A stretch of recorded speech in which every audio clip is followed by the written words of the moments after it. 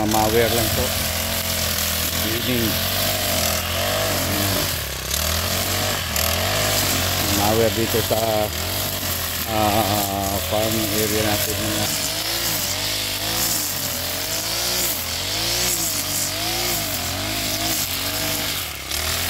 ayan.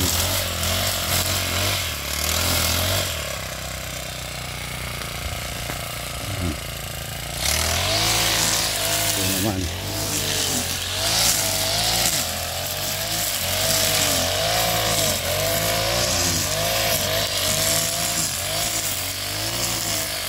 yan ang ginagawa dito sa tanim ko ngayon.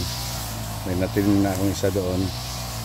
Ngayong araw 4 ito, may 3 pa akong itatanim.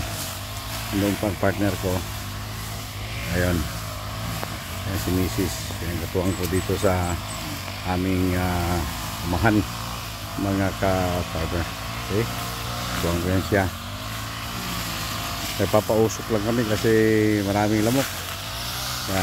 Yung mga patay na hulog na dahon ng niyog, ayan, pinapausok namin para. Thank you so much. Please follow my page, share, like.